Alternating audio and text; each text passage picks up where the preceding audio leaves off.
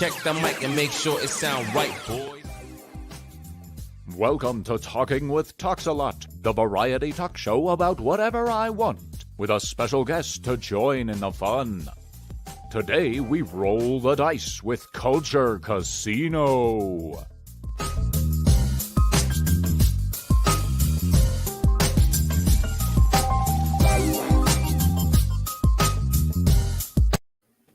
Hello and welcome to Talking with TalksALot. Of course, I am joined today by my wonderful guest, Culture Casino. How's it going, bro?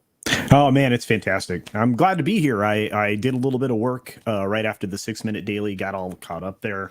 I talked somebody through a server reboot on the phone, which is less convenient than you could possibly imagine. And then I showed up here. So I'm excited, though. We've been talking about this for a while, so I'm pretty stoked. So Heck yeah. All right. Quick shout out. I don't know if she's still around or anything, but Terry Rose, I'm here for Culture. Hey, Terry. Everyone what's up, buddy? is. Good to see you, man. Yeah. Brightest Day. What's up, bro? What is up, Brightest Day? Good to see you, bro. Killing it out there. And of course, Big Daddy Dick's Division himself. What's up, comics? What's up, comics? Yeah. Yeah. Oh, Kool-Aid. Oh, yeah. Yeah. In today's episode, I figured we would talk about entertainment and stuff. It's Cool. a pretty standard topic among the community, but you know. I was wondering, hail Xenomorph. Up, Xenomorph. Good to see you, buddy. So, what was your favorite type of entertainment as a kid? We obviously grew up in different generations. Yeah, I'm a little bit older than you. I'm in my 50s now, which is hard to say. I turned 50 last year. This year I just turned 51, so I officially have to say I'm in my 50s, which is bullshit. But anyway, so here's the deal. I used to do a lot of different things. I mean, my generation went outside to play. Right. And our toys came out of the shows that we watched. It came out of the things we were interested in. So, and that is the offshoot of entertainment that I think is largely been missed in the last 2 decades is the toy sales. Right. The toy aisles used to be, they showed up because of the television, right? I mean, going way back, I mean, the Red Ryder BB gun that is featured in A Christmas Story is because of, a television show. Hell yeah. Right. And so it's like, so my stuff was all based around the things that I liked at the time. So whether it was Star Wars or G.I. Joe or something like that, because I mean, there was amazing cartoons, right? Yeah. When I was growing up, and that obviously fed the stuff that we did, but it was outside stuff. So you had a lot of things that I guess are not PC now. Cowboys and Native Americans, I guess. I don't even know how to say that anymore, but that's just, that was one of those things. And I was always like, okay, that was fun. But then we got James Bond. My grandfather introduced me to James Bond. This is why I always tell this story. One of my grandfathers introduced me to James Bond way too young. I mean, there is no lack of sexual innuendo and violence and everything else in those films. But I was a hardcore James Bond fan, and so we would do spy stuff, right? We would take the capture the flag idea and do that. But my generation played outside, and when Star Wars came along, and again, I was 6-7 years old when that film aired was showing the first time, theatrically exhibited. And I was one of the people in the audience at 6 and 7 years old. That's where I fell in love. I tell that story all the time. That was the piece of cinema that stuck in my head forever. Nice. Very first Star Wars film. And so, it's that crawl, right? And then the ship, that goes overhead. Yes. And then the Star Destroyer that's firing on it, and that was it. I was sold on Star Wars forever. So I had Star Wars toys like you wouldn't believe. I had the action figures, that didn't show up until way later. I got boxes with pictures on them as Christmas presents because the toys weren't available. Yeah. It was like, that's what I got. But that all, and of course, because of my background, I was heavily influenced by sports and team sports and did a lot of that too. And I was introduced to, performance arts as well. I had a pretty diverse childhood, and the other, I guess, I always prefer. This is weird, but on a day-to-day basis, I preferred music. Yeah. Right. It was the weekends that I got some TV which really weird is a younger age, like maybe 10, I started to watch shows like MASH and stuff like that. Yeah. But I grew up in that time in a generation where, you had reruns. Syndicated television was becoming a thing because TV had daytime programming. So when you get home from school and you have your snack, right? And because there's no parents around, by the way. I grew up in a generation where we were responsible for ourselves, and our siblings. I was the oldest, right. So I would oftentimes make snacks for my younger siblings. This happened. So, but I'd get home, I would do that, make the snacks, and then sit down and watch Hogan's Heroes, nice. F Troop, Gilligan's Island, Happy Days. I mean, and that kind of thing. And then it was time to go out and play. If I was going to play football, I had to be at football things that's scheduled throughout the week. If it was baseball season, I was playing baseball, basketball, yada yada yada. And then eventually that stuff shifted, right? So I got more into the performing arts stuff and some other interesting offshoots of that. And that changed, that kind of changed. But as far as what entertained me, I think music was the thing that stuck with me the entire time, which if there are occasionally good songs now, but I don't think music influences as many people as it used to. I will agree with that 100%. Music definitely doesn't have the impact that it used to because a lot of it is just flash in the pan, get everybody to look at you kind of stuff these days. It's not original, engaging works anymore. Yeah. Going back to the Star Wars thing, did you and your friends ever do the lightsaber fights with like sticks and broom handles and stuff? With actual sticks. There was, and you would get hurt sometimes. Your hands would be like, I'm bleeding, But it's that kind of stuff. But we used to do that. We had blaster fights. I mean, me and my friends used to go at the lightsaber duels with those old foam Nerf bats. That like we broke a couple of them over each other, here and there. Well, we actually, in my neighborhood, we had a few families that had pools. So the very first iterations of those foam noodles, right? Oh yeah. And what you would do is you'd take a broom handle, which would piss your mom off, and you'd shove that in the middle of that thing, and you made your own Nerf bat version of a lifesaver. Yeah, we did that. We did some crazy stuff back then, man.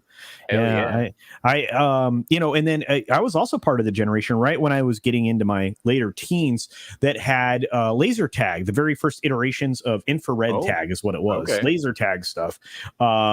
That you could wear the harness and go around, and again, the neighborhood was our playground, so kids were outside engaged with each other. By the way, not everybody was the same melanin tone. Let's just put it that way. In my neighborhood, so there were no dividing lines. I grew up in a time when there were none. I know that seems weird. Well, and as weird as it is, that was my growing up too. We didn't really care about all that. We were all like, "Hey, you got Hot Wheels? Let's go play." Yeah. It was a good time. Like I got my ass kicked so many times in those lightsaber fights by pretty much everybody, just saying. But we never differentiated on anything other than you were mean to me at school. You're not allowed to come play. And that's actually true. I mean, and that actually helped, right? Because less bullying from that. I mean, there were still bullies. Guess what? You dealt with it, and the minute you punched the bully in the nose, usually that stopped.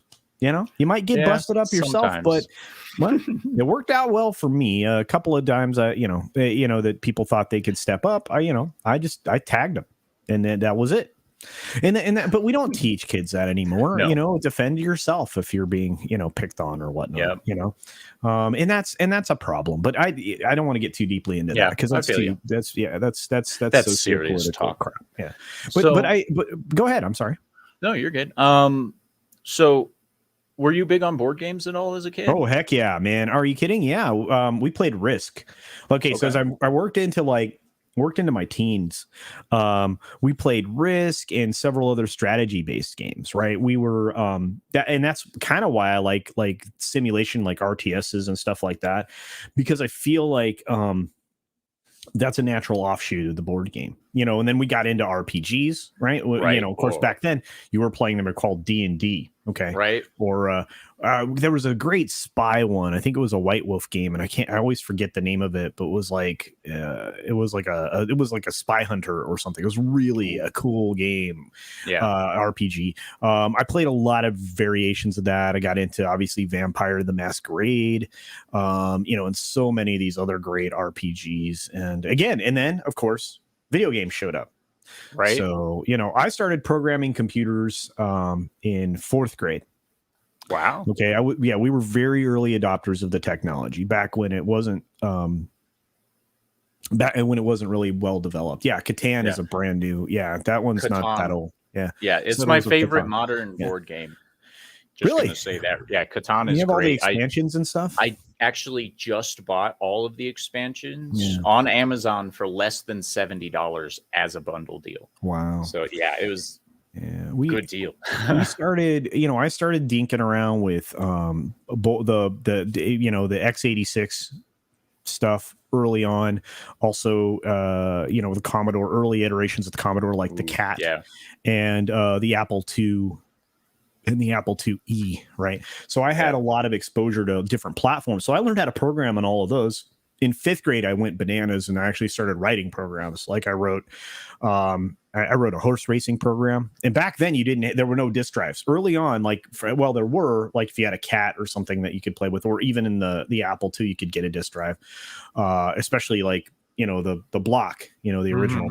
The block had a 3.5 inch, but everything else was either a cassette drive, which just came with the VIC-20, or it was an accessory you could buy.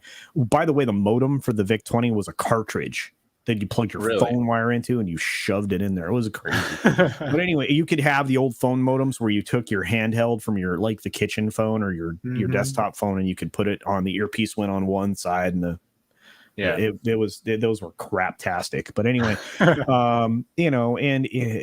but I started that. I started doing the programming. Like I said, I wrote a horse racing simulation trying to figure out the racing form, because my biological father was trying to teach me how to handicap horse races back then. And isn't that weird? But and so I wrote a program that would do that, and it basically figured out how to do trip handicapping. So that was 5th grade for me. By the time 6th grade rolled around, I had a Commodore 64. I was looking at getting an x86 computer that I could put together myself, because you used to be able to buy them in kits, guys, right, and stuff like that. And then obviously IBM clones. But that again, my life kind of shifted. And so the computer stuff went with the performing arts stuff. And I still did some sports. I didn't give up on sports completely until middle of high school, I think. And then I was just, there were too many other, I'm one of those people that I have so many diverse interests. I'll go at something and I'll try to get as good as I possibly can at it. Yep. And then eventually that's just another tool in the toolbox. It's another skill that I can add to, at a different time, so, but anyway. Gosh, I went off on a tangent. Sorry, guys. Yeah. Hey, man, I love your little tangents. They're great. They're informative. They're entertaining. Yeah. So we both have a passion for producing entertainment in today's world. Oh, yeah. And obviously, you've been in the industry. We won't get into personal details or anything, but like you've done in a very small way, in a very limited segment. Yes, I've had some participation there. Yes. So, you've spoken to me in the past about the fact you want to do like a horror project with some cowboys and stuff. Oh my gosh. Yeah. Okay. So right now I have not only the story outlined, but pretty much completely done. I have but I keep going back to it and tinkering with it. And then I'm going to, my plan is to hire a script doctor to read it and fix it and tell me what a horrible writer I am. That's a good choice. Yeah, he's going to come back and say, "You are terrible. Don't ever write anything ever again." But the bones are there. The building blocks for a good, it's a good idea, and it follows all of the normal beats that you want in a good horror film. It steals from the concepts of Jaws, and it's going to hide the bad guy as long as possible. Nice. And it steals from some other things that creates like this strange mythos that only occurs like within a certain period of time. It pulls from science fiction because it's not set in today's world. It's set in the future in a different kind of world. Nice. And it's a Western. So it's this really weird conglomeration of all my favorite things: horror, sci-fi, Western. I mean, it's like the perfect mix of stuff. So that sounds fantastic. And it's scary, man, and it's fun. And I'm gonna bring in people that obviously that have I've been working with here. You know, because most of you are free, and B, I might be able to give you sandwiches on set. That might be. I will work for food. Yeah. I will work for food. And like I said, I mean, it's really going to be it's going to be spooky as heck, and it's a really good concept. And so one of the first steps that I actually originally I was just going to do this short film, right? This little featurette, 68 minutes long, 70 minutes long, somebody where 68 and 72 minutes is how it reads. I don't know if that'll eventually be how it reads. I've carved it down because Script Doctor said to cut it back, but the goal is to get it refined enough that I can make it and it will be a terrible B movie. But we don't have terrible B movies anymore, so I want a terrible B movie. I will obviously be doing a lot of the compositing for special effects and those things. But I have a real passion for this project, and one of the ways I know I can get a budget to help it get made is to actually make it a comic book first. So right now, I'm going to get the story revised and edited heavily, and then I'm going to turn it into a comic project first, which will fund the film, which is going to give away the secrets, but there will be enough people. There won't be that many people that are going to back this comic, but you will have, you'll have something to base it all on, right? And a little bit more backstory that gets you to where you're going. I don't know if that makes sense, but that's what I want to do. And I have a passion for that so much so. And I know that's what you're passionate about too. Yes. Is that I'm actually going to move this once I'm done with that. I'm going to move full speed into like setting up literal production facilities that other people can use. That's one of the things we're looking at this point, just a little over 2 years down the road before we're actually at the point where I'm actually building that. I'm going to have to build a house and, everything else first. And then next to that is going to be this great production facility. And it will be unlike pretty much any that are out there in the world. It will be a really strange thing. But I know you're working on stuff too. And you're starting to expand your brand, man. Yeah. I've actually been getting together with a couple of other friends that are outside the community and stuff. And we're starting our own studio. We're working towards doing animations and stuff. Oh, wow. They're going to be somewhat along the lines of the humor that South Park used to have and the humor that Family Guy used to have and Archer used to have and stuff like that. Simpsons. And the Simpsons used to have. Yeah. And we're just looking to have fun in the entertainment industry, because for me, entertainment should be fun on some level, even if it's an incredibly serious subject. Yeah. But I feel like, if we take the time to do it ourselves, then, we won't feel like we failed too badly if we actually, get something out there that's original, that's well made. Speaking of which, what do you feel adds the highest production value to a piece of entertainment?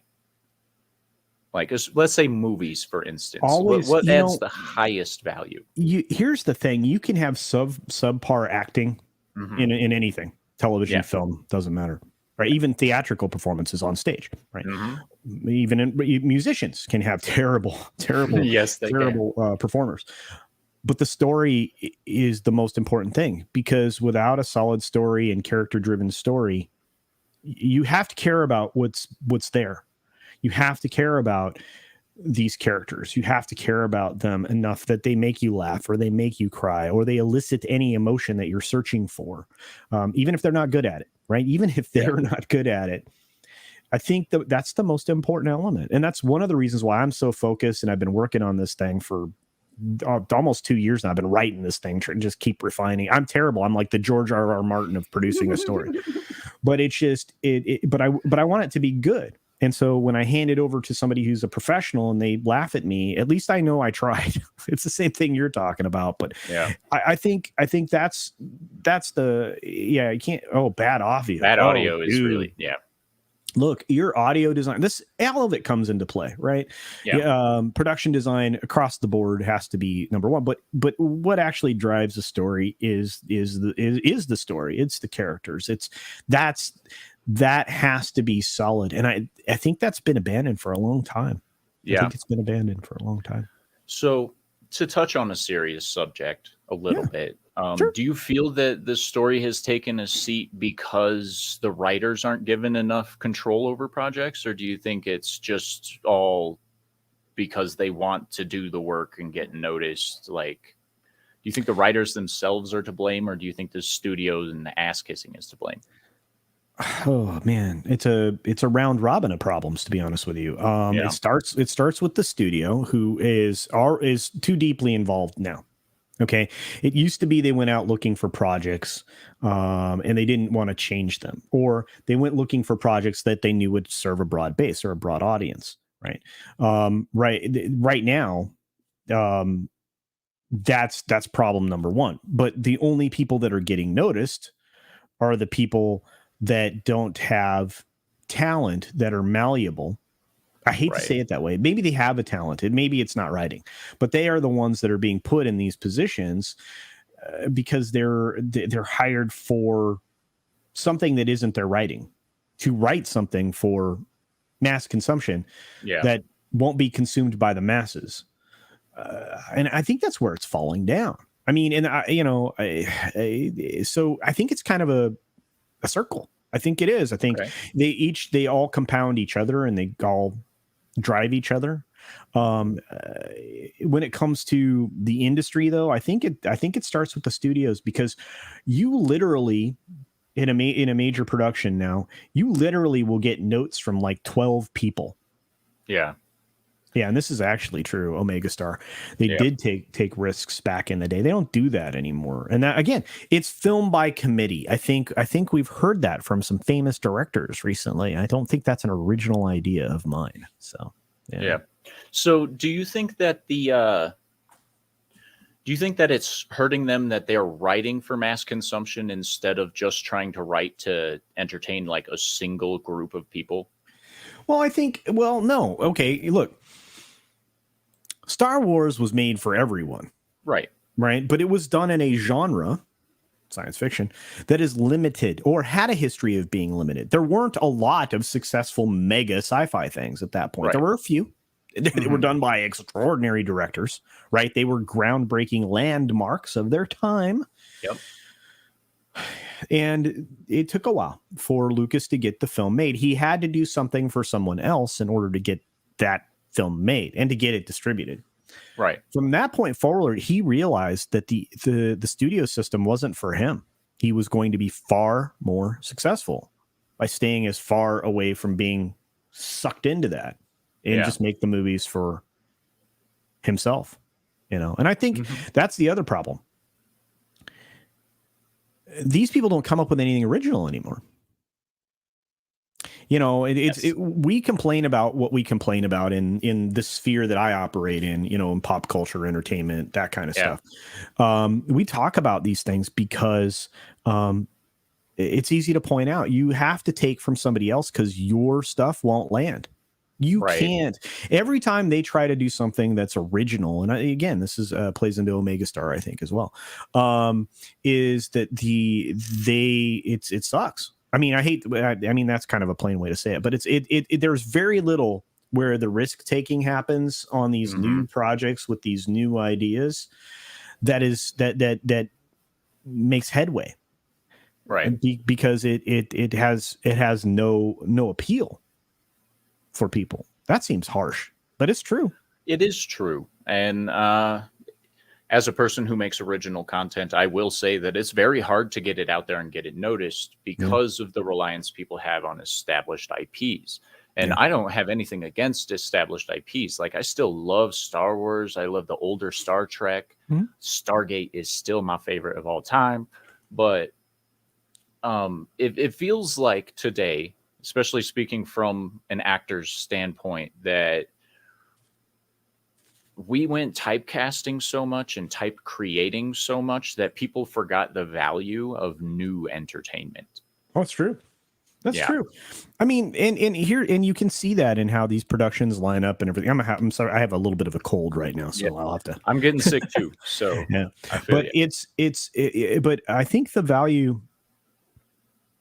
I think the value of the older IPs are diminished by the bad things that are being done, but original entertainment does exist. You have original stories out there to be developed. The problem is you're going to take those things, you're going to shove them full of messages that weren't in them to begin with. If I ever achieve my ultimate goal, okay, I have a property I want to buy the rights to, all of it, the whole universe that this person has put together. I want to buy it all. Okay. License the crap out of it, right? And hold on to that for as long as I can, 35, 40 years, right? It will take me 2 decades to get all of that material out in all of its various forms on screen, because there is so much there that even one book that is written it's like, dude, I'm going to have to break this sucker up, or I'm going to have to make it a TV show that's a real full season, 26 episodes that are at least an hour long. That's 26-hour film. You can't do that, right? No, It's not like really. it's like Game of Thrones. You know, this kind of material demands that kind of care.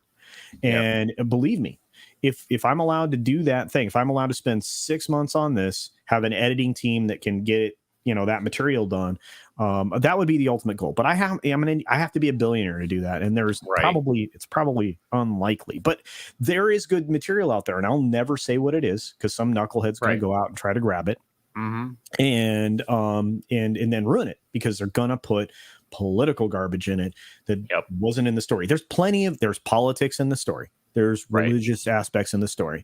There are elements of everything, and there isn't everything, but it's the politics in that world, not in our world. Right. That's the thing that we're fighting now, and that's why I talk about the way I talk about the things I am. I'm like, we have politics in entertainment. Yes, you're not wrong, but you know what? Whose politics they are not?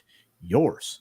They're not mine. They're in the story, and they work in that world for a reason. Yep. So don't put today's bologna sausage in there, because it will have the relevancy in the future of the 10-day-old peeled banana, which is now rotting away somewhere at the garbage dump.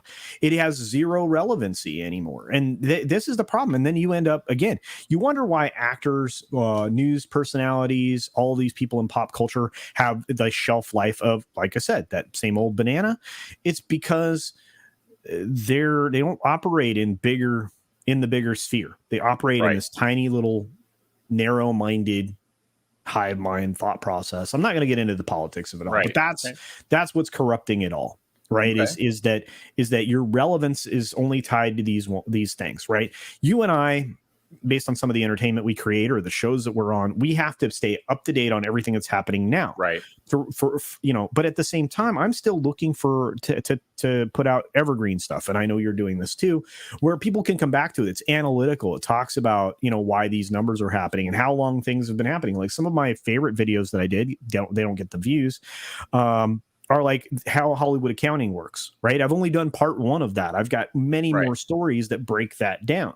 Lawsuits that came into being because of how that went down and everything else. But to answer your question, I think, because getting way back to that like an hour ago was because I can go on, like, that was 4 tangents, guys.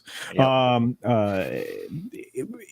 think that the story is the most important thing, and I think that I think that we've separated ourselves because of it from modern entertainment. I mean, we have the audience. I mean, it's never been more clear than the last few years, because as much as they want to say that we're still suffering the after effects of something that's now going on in the real world, that's not where it's coming from. That's not where it's coming from. It's coming from a lack of interest by the audience, I think. Yeah. All right. Sorry, I had a troll pop up. Oh, hi, troll. I had to deal with that. Hi, Bot, hi, I troll. guess. It's a bot. It's a bot. So Chaz bot. as a creator, do you prefer special effects or practical effects? Practical, 100%. Yeah. But that feeds into, some people already know a little bit about my, interests with the horror stuff. And you can't do, okay. A movie just came out. One of the best movies we've had in a long time. It's a good movie. It's not a great movie, called Ghostbusters Afterlife. Yeah. Predominantly practical effects, a little bit here and there, a little bit of added stuff, but for the most part, practical. What you saw on the screen, they did, most of it. That's the cool stuff, right? It gave you something to interact with. It gave the actors something to deal with, right? You're not acting against it. For sure. Yeah, and it doesn't look rubbery. Right, the production doesn't, and that's one of the biggest problems now is you get Uncanny Valley is almost conquered to a certain extent, but you get rubbery looking things because you can tweak with an editor so much in the compositing cycle that you can essentially you remove all the blemishes, then you remove all the wrinkles, then you can remove anything now. You remove whole people from trailers, right? We just saw that with Spider-Man, the new Spider-Man trailer. But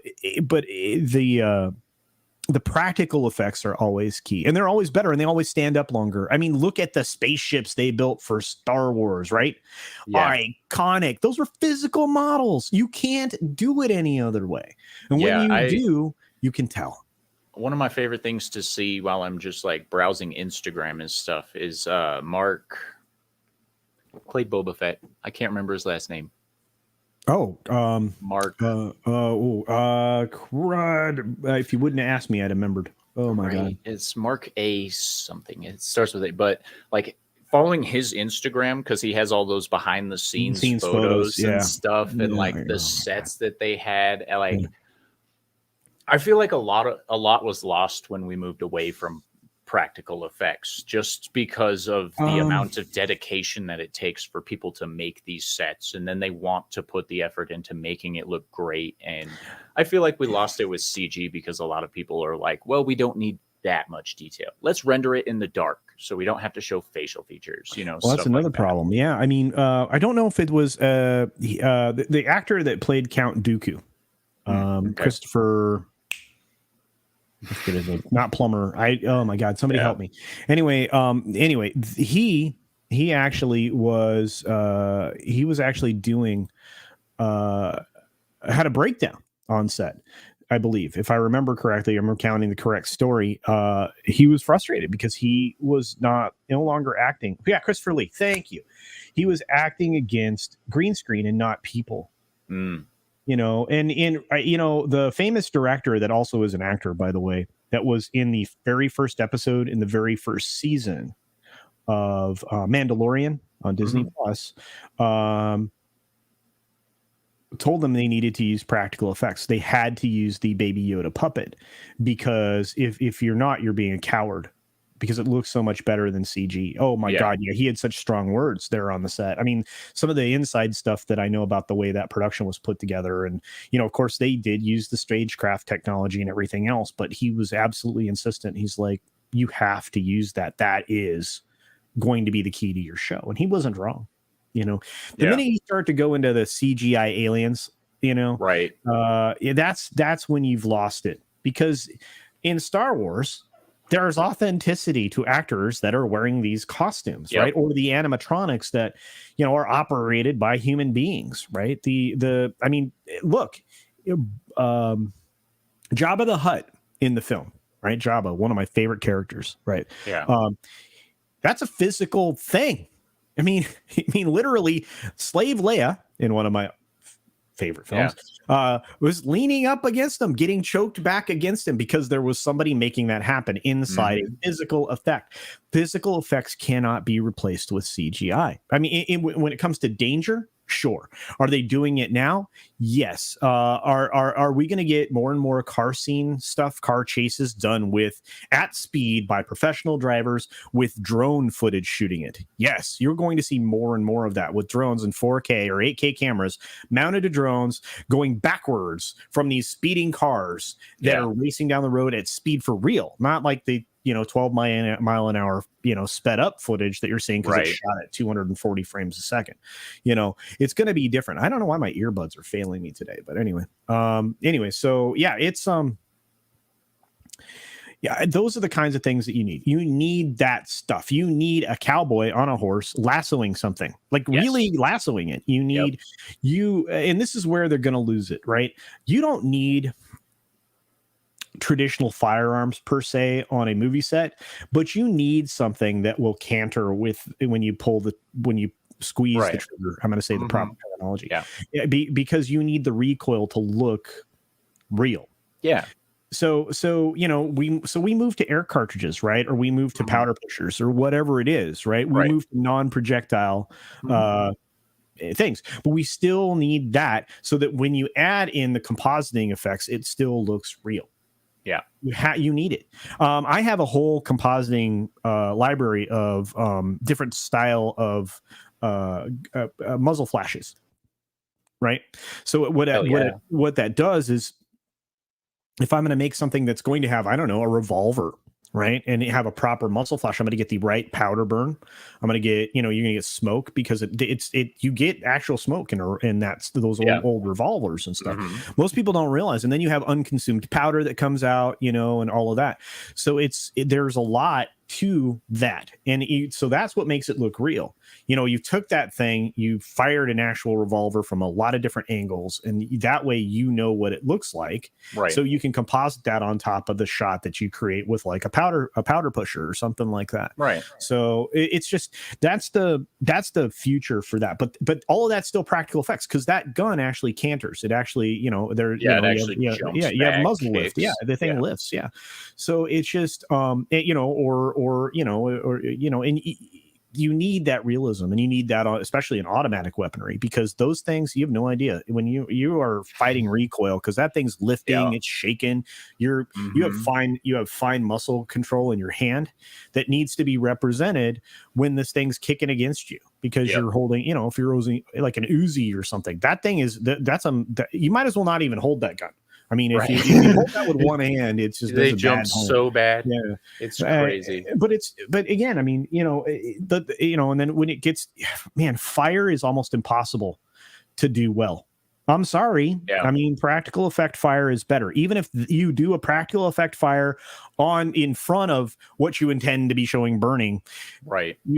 That's better. It's so better than fake burning something down or fake exploding something, or build a model of the thing you're blowing up, right? Because you only need that one frame to cut away to the model to blow it up, and the audience isn't going to know.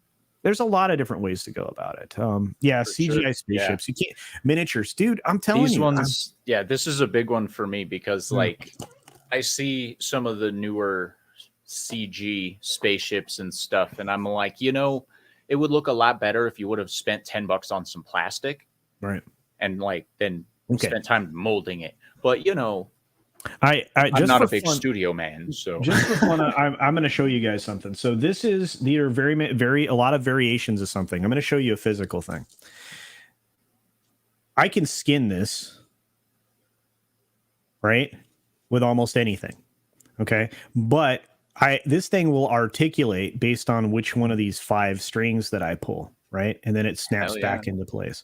So this is a physical effect prop. Right. These types of things are used in animatronics. They can operate thousands and thousands of times. When I skin this over with a skin glove, okay, that looks like a human hand. It's the same size as a human hand. It operates just like one. You get, everything there, right? You can make the symbol that people get worried about nowadays when you're saying everything's fine. But the whole point is that this kind of thing exists in the world for a reason. You can build stuff like this that represent like a human and essentially destroy it for way cheaper than you're going to spend somebody in a at an editing bay, maybe seeing somebody blown to bits, right? And then this thing moved. Yeah, and with that, you don't have to worry about it accidentally looking like shit when it blows up, because it's still going to look like a hand blowing up kind of thing. there you can't mistake it for something else like you can with CG, where like if you run into a rendering or a compression issue, it looks retarded. I mean, bad. I'm not supposed to say that. I didn't say that. Yeah, but again, I mean, there's so many things here that we don't do. And again, that's very simple. That's 3D printed. That model's available globally at this point, but it's used for many different purposes. We have, entire limb structures, skeletal systems, all of that kind of stuff. I can build a human or an alien, for $100, $200, and then I can articulate it for, well, several $100, maybe a few $1,000, but I can build something that I could then put through the ringer. So I've been curious about that 3D printing stuff. Like how long did it take? Would it take like that hand to print? Just like you can print it in multiple ways. You can print it all at once. If you have a dual head 3D printer, you can actually print with a rubberized filament that you could actually embed as you went to print it. It all depends on how you modeled it in the first place or what you did to a model. You create your own derivative or whatever. If you have a dual head, you have one with this, with the like an ABS plastic, which is what this is made out of, and one with Filaflex, which is what these are made out of. But also the joints here are made out of Filaflex, so it bends. Right. So if you had one with with the other, you could print it all at one piece, and you'd end up with probably a 15, 16 hour print time, depending upon your printer.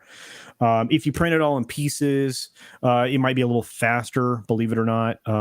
You can actually print molds that instead of doing the Filaflex like I did, you can actually print molds to fill with silicone, like silicone rubber, and create joints. In fact, that's oftentimes like an elbow joint is done with like in a molded joint thing. And again, I mean, these things can be built. They're not cheap and they are time consuming, but it's going to look realistic and it will cost less than hours and hours in a VFX or editing studio where you have this like a physical thing on set that you can do other stuff with. And and if you want to show body damage, like for example, especially for a character you don't have a lot of exposure with, like I don't know, like a bounty hunter in Star Wars, you could literally show them taking damage that wasn't the actor or a stuntman or anything. There's so many other ways to use these things, but again, that dives into practical effects, animatronics, practical effects, puppetry. These things work. I mean, one of the best sci-fi, and it holds up today, that you're ever going to see. Fantasy. This is in the fantasy genre, let's say, not sci-fi per se. It was a great classic done by the Henson Company, The Dark Crystal. Oh yeah, that's all practical. Yeah, that was like it's all practical. The sets were practical. The puppets are practical. Even the Striders are practical. Those are people in the Striders. Really? Yeah. Those are the Striders, the big long legs and everything. Okay, they were using essentially the same poles that you would stand on if you were doing drywall for a ceiling, right? The same kind of things, only they were specially modified and designed. They went on their legs and their hands, and they were the Striders. So you had actors up on these poles that those were the Striders. Most people don't know this stuff, but it's all, I mean, the Henson Creature Shop, right, is like that's a toy store for me, or if I there are other Theory Cube who used to be with Disney, so many of these other guys that did some amazing stuff. And horror films, you have to do practical effects. There's nothing that replaces them. Special effects just miss out. And I mean, you can do a lot, but the realism is just immediately eliminated. I mean, said CGI blood splatter. Yeah, especially in a horror hard movie. To do. Yep, they're hard to do, and it's one of the things you can do to put something like that in there is to go into a blue screen or green screen or whatever screen you're using, orange even sometimes. But of course, in this case, probably be green would be better for a blood splatter. But you could actually film cast off going on to that. That would be more realistic. Or you cover a humanoid shape that is going to be ultimately in the resting position of somebody, and you cast at that, right? Those are ways to do it, but it has to be green and all of that so that can be mapped onto a human. Right. Man, then but see, think about it. So many different things you have to do to get that right instead of just casting it at the actor. Right. That's so much easier. Yeah. And I like to pay attention to like what exactly kind of spray patterns are in horror movies and stuff because I like forensics and I need to see the right trails for the movement and stuff for me to believe that person's been hit by a certain thing. Yeah. And I blame CSI for that slightly. They got me interested in forensic science. It was way more boring than it seemed on the show, but it was like early on it was incredible, right? Yeah. And and I'm looking at the chat again, but well, Comics Division's been involved in some production stuff too. He's one of those guys like us. He can tell you, okay, well, I own these replicas that are used for on-set stuff, like firearms specifically, and they just there's a lot of different types of safe things that you can do, right. On set that are still practical, and that's the stuff we should be leaning into. Horror, sci-fi, all of that requires practical effects. Yes. And even these action films, same thing. You need practical stuff. You need a model helicopter to blow up. You need a right. Yes. And here's the other thing. You can put people in RCs. I mean, you can't, but I mean, you can do it and put a representation of them in it and blow up an RC car or an RC boat or whatever. Models are amazing. They're versatile. They're great. Yeah. And you build like 10 of these models so you can blow them up in thousands of different ways. Yes. It's always fun to do. Like, let's retake that explosion from another angle, shall we? It's great. And the model guy's sitting back there going, ugh. Right. But we hit our 45-minute mark, and I think it's time for the wind down. So, wow, you got me fired up, bro. I was like going on. You get me talking about that. So I was like, oh, okay, let's make a movie. Let's go make a movie. Hell yeah. Well, we can have you back on to talk about it some other time. So, always. Hell yeah. But do you have anything coming up other than yelling at parked cars tonight? Oh man, no. Yelling over on comics tonight. I'm trying to put together something special for that. I've got an idea that I've been working on, so I'm doing some polishing. We've got well, of course, I always do. During the weekdays, I do the 6-minute daily. I try to give everybody like the blast of information really fast, somewhere between 12 and 16 stories. I think I did 19 one day. That was not going to do that very often. Yeah, right. But there's that's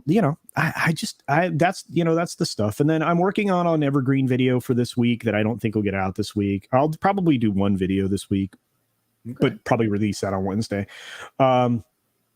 I'm getting back to the once a week thing instead of every weekday because that was just insane. Yeah. I have an editor now that is a really, really good. YetiCast has been doing editing for my videos, so it saves me a lot of time, and he's very good at it. No, I mean, I mean, just the 6-minute daily. I love it when people come by during the weekday. We had a pretty full house today. I mean, that was cool. And I wish more of them had come over here. But now that, like I said, the people are aware, maybe they'll make their way over here as well. But for those of you who came from today's 6-minute, thank you guys. You're awesome. Appreciate you. Welcome. And thank you for joining us. I always appreciate the additional viewers. Yeah. And subscribe to this guy, this guy down here, this guy down here. Hit that subscribe to TalksALot if you're not already. For sure. Make sure you turn in Wednesday for my Thinking Out Louds. Those are my usual 3-person conversation I have with myself. No cuts, no takes, just one continuous conversation in 3 separate voices. And of course, tonight, yelling at parked cars. I have no idea what we're doing, but it's going to be a good time anyway. Always. And tune in next week for Talking with TalksALot, where I do a solo one with no guests. I'm just going to blab on about some stuff that I enjoy, and we'll go from there. But guess what, people? I actually have an outro video this time. Ooh. Yeah, so fancy. We'll catch you later, and have a wonderful day. Thank you for joining us. If you enjoyed the show, then hit that like button, subscribe, and make sure to tell your friends to come by next week for more fun. This is Talking with TalksALot. Have a wonderful day.